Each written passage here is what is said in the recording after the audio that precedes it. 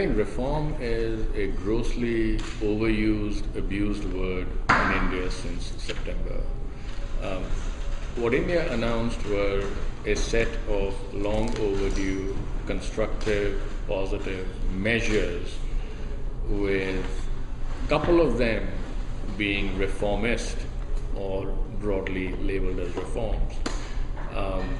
What perhaps has, the spin doctors have managed to do is to label everything as a reform. And I think that tells you the irony of the whole thing, that the government had been in sleep mode for so long that now whatever it does is given a reform spin.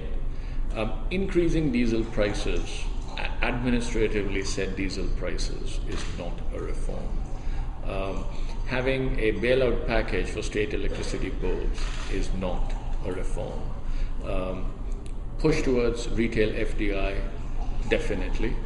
The thing about aviation, was it done because there is trouble with a particular airline and therefore you require more stuff to come in? So I think there's a distinction between, is it economic compulsion that is pushing the government to announce some of these things versus their own reformist zeal. We'll have to wait and see, because a lot of it will depend at the state level reality. The government has announced it. Just announcing it is no reason why everyone will line up. Surely people will come in. There is a compelling domestic story as such.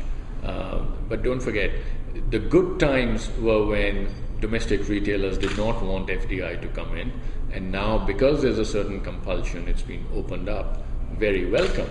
And I think even if you buy the argument that some of the spin doctors that talk about how favorably it will act inflation is exaggerated, I'd rather have this flow coming in than not coming in. So how successful it is going to really depend on implementation at the state level.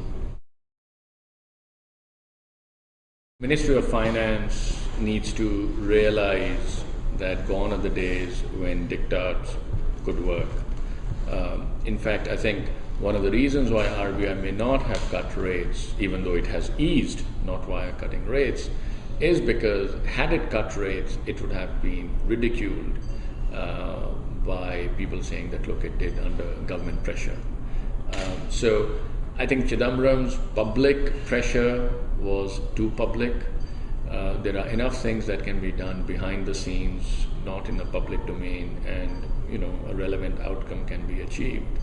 So I think there's a lesson here that when it comes to monetary policy, let the central bank do its own stuff. You don't have to go out of your way to create public pressure to do on that front. We do think come January rates will begin to ease. I think it's a mistake to label RBI's policy as tight as it claims to be. RBI has been easing by stealth for quite some time. If you look at some of the market rates, CP rates, CD rates, all of them have come off because of the liquidity injections that it has been doing. So policy is not as tight as RBI would like to give indications about.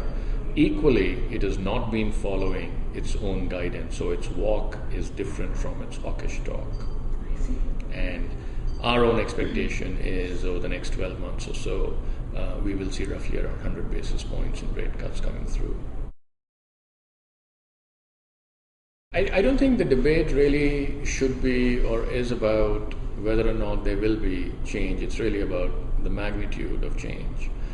Don't forget, it's not as if corruption did not exist in India before the Radia tapes became live. If you look around the region, it's not as if there is no corruption in Indonesia. It's not as if there is no corruption in China. I think what changed or what was different in India was that the dirty laundry was in public display. And that had a whole different ricochet impact, as a result of which, because the bureaucracy was hauled over, decision making in a way slowed down, because nobody wanted to make a decision no matter how good it was to the best of their ability, because tomorrow somebody would come around and challenge it. which is why all these decisions were then left for an EGOM to put together, so that it was collective responsibility rather than individual responsibility. That actually told you about a dysfunctional system, because in a system where everyone is working as they should be, as effectively they should be, a lot of the decisions should not be floating up to the PMO's office to take a call.